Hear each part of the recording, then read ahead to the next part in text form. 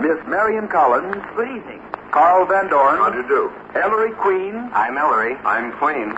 And our genial master of literary ceremonies, that distinguished humorist and light versifier, Ogden Nash. On behalf of our sponsor, welcome audience, seen and unseen, to the first broadcast of Author. Briefly put, Author is a game of story invention in which you'll be able to hear how America's most famous writers invent their story plots. Ellery Queen, whom you all know as collaborators on detective fiction, and I will be with the program from week to week. Two different guest authors will play the game with us each broadcast. And tonight's guests are Miss Marion Collins, radio and short story writer, and Carl Van Doren, distinguished critic and novelist whose recent biography of Benjamin Franklin is among America's best sellers. The game of Author begins with a little drama. It's called the $2,001 Watch. The scene is Spiffin's famous Fifth Avenue jewelry shop. As the store opens, the day's first customer, a shabbily dressed man, enters and speaks to Mr. Stillman, sales clerk. Good morning. I'd like to see a watch. Yes, of course. Any particular kind of watch? No, any watch. Very good, sir. Now here, sir, is a very fine platinum case jeweled watch. What's the price of it? $2,000, sir. I'll give you $1 for it. $1? That's what I said. Excuse me, sir, but are you serious? I offer you $1 for that watch, and I mean Get it. out of here! Get out! Is this your idea of a joke? Why, What's all this commotion about? Why, this man, Mr. Spiffin, has the nerve to offer me $1 for this $2,000 watch. Very well. Sell the gentleman the watch for the $1. Our little drama has rather an unexpected ending, and that's where our four authors come in. Their part of the game now is to create extemporaneously a logical beginning to explain why a man should have the nerve to offer $1 for a $2,000 watch, and why the jeweler should have the geniality to accept it. To put it like a jacket blurb on a book, they've got to tell us what unusual tale of romance, sentiment, or intrigue lies behind this paradox of Spiffin's. Their stories are unrehearsed. Don't mind if they stumble a bit. That's the idea of Author. Now, Miss Collins, Mr. Van Doren, who'd like to take a shot at that? Oh, don't pick on me for the first one. I think one of the queens should go first. Right, well, Queen first by all means. Oh, I think Ellery should come first. Ellery comes before Queen. Well, that may be true, but in the telephone book, Queen comes first. Well, Ellery in the telephone book? well, I'll yield to that authority. I suppose I'm on the spot here. As I see it, Mr. Spiffin, I'll have to start my story with Mr. Spiffin. Mr. Spiffin, in his off moments, at the times when he's not at his establishment, has a hobby. He doesn't play golf particularly, nor does he care terribly much for bridge or cultivating spring onions. He collects coins. He's one of those peculiar people that, like stamp collectors, for example, who collects coins. Now, he has developed a tremendous collection over the period of many years. Matter of fact, it's probably one of the greatest collections of rare coins in the world. Very expensive collection. And one thing has always been the bane of Mr. Spiffin's existence. He hasn't been able to get hold of a certain very rare coin. It's a $1 coin of American extraction. It's worth $5,000. He's been willing to pay almost any price for it, but he hasn't been able to find one. Well, now, when Mr. Spiffin came out to see what the commotion was about, he noticed that the dollar which the shabbily dressed man was offering to Mr. Stillman, the clerk, was not a bill, but a coin. And what was it but this very coin? Well, of course, he was going to...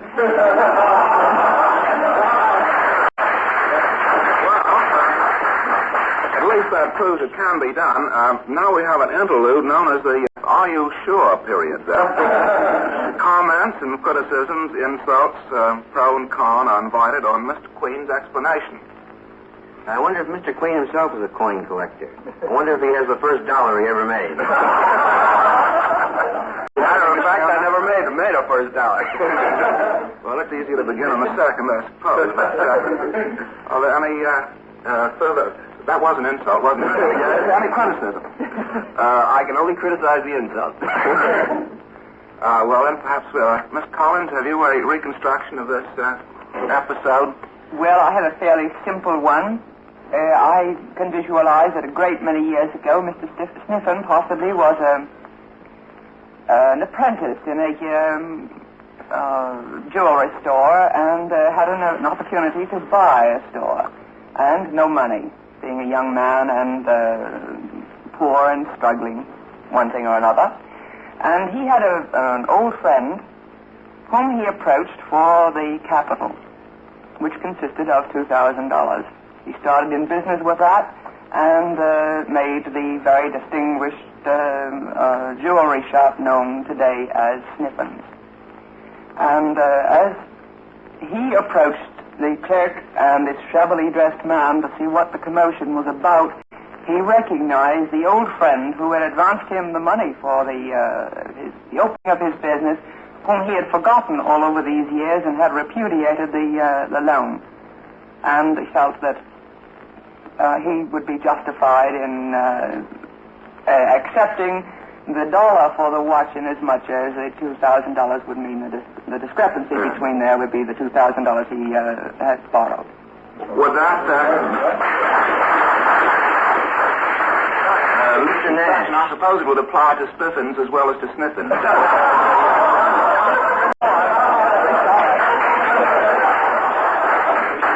Nash, yes, Mr. Ellery. I'd like to quarrel with the ethics of Mr. Spiffin, or Sniffin, as they say. Let's compromise on Sniffin, shall we? He owed this man $2,000 for a long time, but that watch didn't cost him $2,000. I've been wondering about that. At best, it cost him $1,000. He rather got out of it easily, didn't he?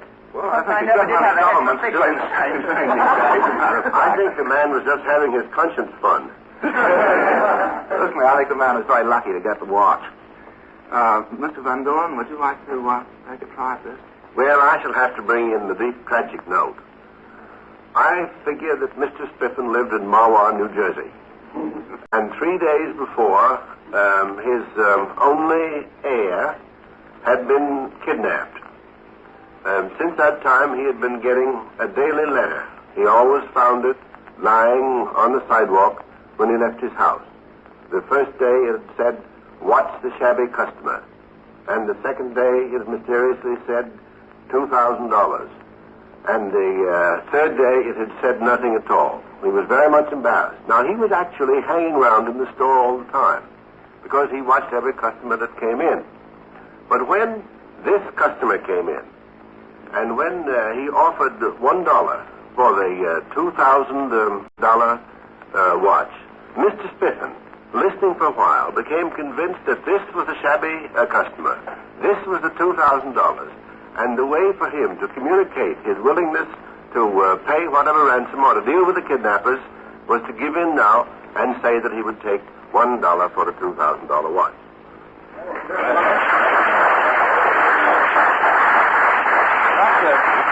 A very ingenious and, I should think, foolproof explanation. That's quite foolproof. It's not quite. Oh, well, I yield to you, Mr. Queen. Well, I was just about to say before you were going to put your annoying voice into the microphone because, I mean, you and I never... I didn't give a story. You shouldn't heckle me. Well, I was just about to say that we ought to look to our laurels. Mr. Van Doren, who's never, to my knowledge, done a detective story, has just reconstructed one very beautifully, and in a minute and a half. Yes. But you forget that I have read all the Queen's detective stories. Thank you. Very nice. Well, I had I something to say, Mr. Nash. Mr. Van Doren spoke of the third note as saying nothing at all. How did he know it was a third note if it said nothing at all? It would have been invisible ink, wasn't it? I meant to say the third day he'd got no note at all. Well, I think you got out of that very neatly, sir. Mr. Ellery, well, I wonder if there is a fourth solution anywhere. I visualize Mr. Spiffin as having a friend who was very fond of making ridiculous bets. The previous night, after a game of chess in Mr. Spiffin's home, his friend suggested a bet, something along these lines. He bet Mr. Spiffin $2,000 that the next morning he wouldn't okay the very first transaction that would take place in the Spiffin jewelry store. Mr. Spiffin, to humor his friend, agreed to accept the bet, and early the next morning, the friend hired the shabby man for a few dollars to go in and offer $1 for a $2,000 watch. Now, Mr. Spiffin found himself in a rather peculiar position. If he refused to sell the $2,000 watch for $1, he would have to pay the $2,000 bet to his friend, and therefore be out $2,000.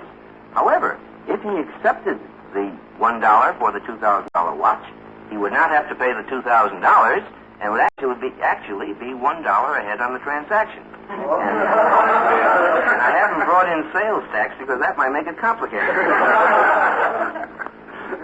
Well, I think he could have had it sent out of the state, couldn't he, to avoid the sales tax? Maybe you picked me up on the wholesale business. Yes, I know. About the original price of that watch. And now, to continue author with another story problem. The extraordinary bequest. Scene, a lawyer's office. Mr. Chalmers, the attorney, is reading a will to John Sutton. Item, to my friend John Sutton, I, William Black, give and bequeath my entire estate, or the envelope herewith attached to my last will and testament. What's that? His entire estate or an envelope? Yes, that's right. Here's the envelope. But it's empty. There's nothing in it. The estate's worth, easily $10,000. Yes, Black was a queer one. No telling what he had in mind. Oh, but perhaps it was only a joke. You'll take the estate, of course, seeing that you're not well off, that is, financially speaking. Mr. Chalmers, I'm a poor man, and William Black knew it. $10,000 would mean everything in the world to me. Nevertheless, I'll take the empty envelope. An extraordinary bequest indeed. Authors, why did John Sutton, a poor man, refuse a $10,000 bequest in order to accept an empty envelope? Well, who goes first here? Well, Me. I pass. I think, shall we let Miss Collins start first? Women and children first. I think the theory being the first lifeboat out is the one that sinks. And here I sink.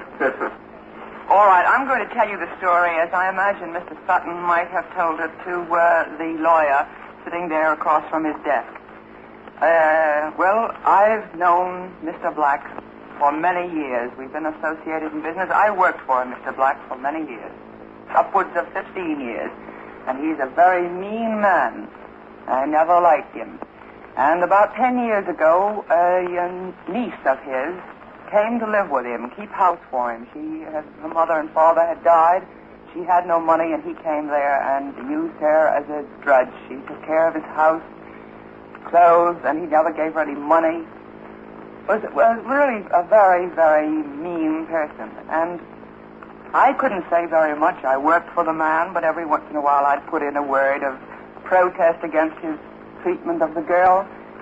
And he would ignore me, of course. And then the years have gone by. I knew when he was dying that the girl was his only heir.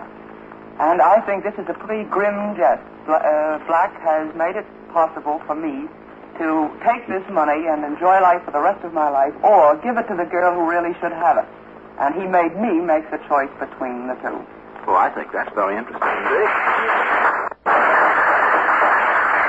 I'm so glad Mr. Black is dead. Are there any holes that we can poke in that? It would be a shame to poke a hole in a story like that. Thank you. We'd always put Mr. Black in it, of course. Mr. Van Doren, have you a suggestion? Well, nothing with that high romantic note. As I see it, these two men, Mr. Black and Mr. Sutton, had been rival autograph collectors. Mr. Black, who left with the estate, had been more successful, and he had been able to reduce the legatee, Sutton, almost to poverty. So that when he died, he felt a little bit sorry, and he decided he would leave him something, but he wouldn't leave him something unless he were expert enough to know the value of it. You didn't notice the business in the story, which was that when Sutton took the envelope and said the $10,000 would mean everything in the world to me, he turned it over, and he noticed something written on the back of it. Now, he knew a man, a potato baron, up in Aroostook County, Maine, who had been spending years making a complete collection of the autographs of all of the select men of all of the town in that place. He had, as a matter of fact, every single autograph of every single selectman of every town in Aroostook, Maine, except the autograph of Hezekiah Hiram Pratt. And this was, on the back there was only H. Pratt, and he wouldn't have known that, except that on the front there was addressed to Chester A. Arthur, President of the United States. Now, Mr. Sutton, being an expert, knew that at one of his more frugal moments, Hezekiah Hiram Pratt had written a letter to Chester A. Arthur asking him to use his influence to get Pratt's son a position in West Point.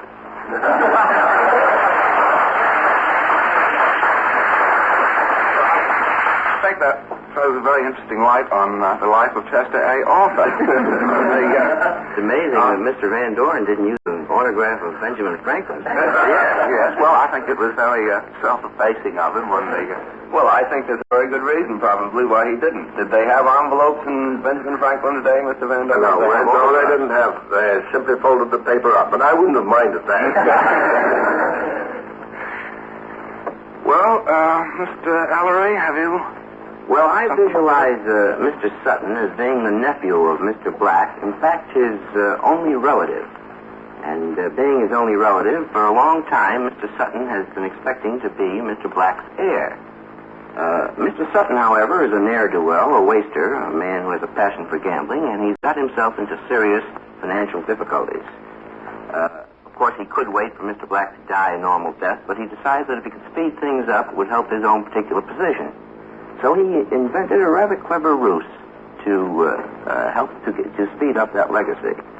You see, Mr. Black made his modest fortune in the stationery business. He manufactured envelopes and letter paper and so on. And one day, pretending to turn over a new leaf, Mr. Sutton came to his uncle, Mr. Black, and said that he had just made a remarkable discovery. He had invented a glue that didn't taste like glue, in fact, could be flavored. And if put on the backs of envelopes, people could get mince-flavored wax, clove-flavored wax, and so on. So he sent as a sample to Mr. Black one in Mr. Black's own particular, his favorite flavor, pistachio. Now, Mr. Black used to spend his weekends in a hunting shack in the woods, all alone with no telephone. And one weekend, as he was trying his nephew's envelope, he realized to his horror that the flap wasn't pistachio flavored, but was coated with nicotine. And, of course, he was poisoned. And in leaving, in the few minutes before he died, he left instructions to Mr. Chalmers, the lawyer, to let Mr. Sutton take either the estate or the envelope, which represented the only evidence against the nephew that he was involved in Mr. Black's death.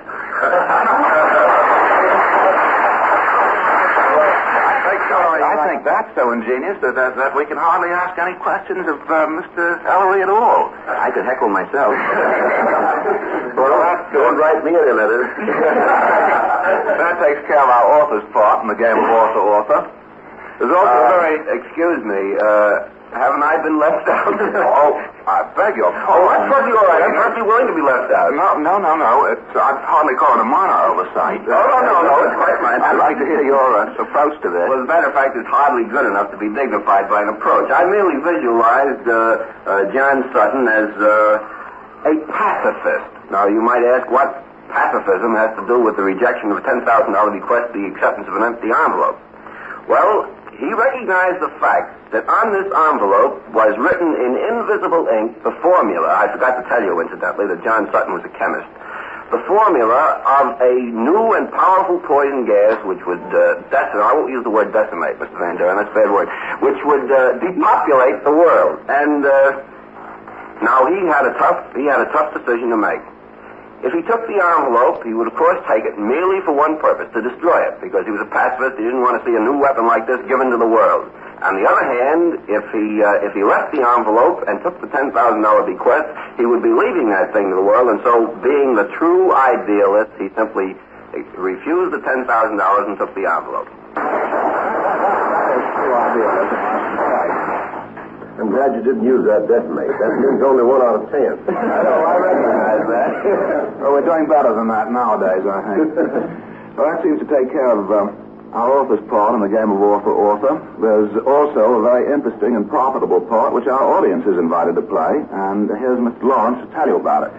Ladies and gentlemen, the 2 story problems we gave our authors tonight, we made up. But we'd like you, our audience, to make up the ones we use next week and every week thereafter for cash prizes. Send your story problem, as many as you wish. Each problem should consist merely of the surprise ending of a story, along the lines of what you heard tonight. Now, don't dramatize your story. We'll do that. All you have to do is write in a short paragraph, in as few words as you wish, the surprise ending of a story. You don't have to figure out the beginning. That's the job of our authors. Make the endings of your story problem as hard to explain as you can. Each one accepted by us and used on this program will receive $25. And here's what we'll do with the story. We'll give it to our authors and have them create the beginning right here in the studio. So come on now, listeners. Here's your chance to win $25 or more and put America's most famous authors to the test. There are no strings attached to this offer. Anyone can enter. Send us as many story problems as you wish. Send them to Author, care of the B.F. Goodrich Rubber Company, Akron, Ohio. Just a moment, Mr. Lawrence. Yes? We're not finished yet. We'd like to have a friendly little chat with Mr. Nash. Yes, Ellery, what is it? Well, you've been having a fine time listening to us struggle with inventing story plots, and I mean struggle. I've never seen so many distinguished people quite so uncomfortable. All right, Mr. Nash, let's see how good you are at inventing stories. Oh, Miss no. Collins, Mr. Van Dorn, Queen, and I will give you a story problem. Let's hear you some. Nothing was said about that when I came in. And Mr. Nash, the audience will do the heckling this time. They'll let you know what they think of your story. How about it, audience? Right. No excuses now. Here we go. A centipede. A spot. An airplane. The London Zoo. Oh, dear. Let's see. Centipede, a spot. Well, there it is, Mr. Nash. Make a story out of that. I do not like the centipede. A bug we do not really need. You always whack him where he's not. For if he is, he leaves a spot. Mr. Nash. Where's the airplane? Ellery. How about my zoo? Floyd was in the zoo, and we take the airplane to get out of this spot. I'm glad to be out of that. Good night. Good night. Listen in this same time next week for more fun with the authors. Ellery Queen will be with us.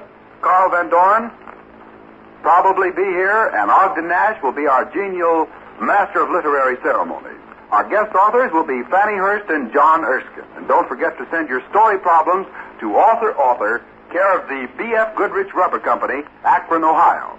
Each one selected and used on this program will receive $25, and the name of the person submitting it will be mentioned. Naturally, no story problems can be returned, and all submissions, whether used or not, become the property of the B.F. Goodrich Rubber Company. You'll know you're in for another fiction fun fest when you hear them call for Author!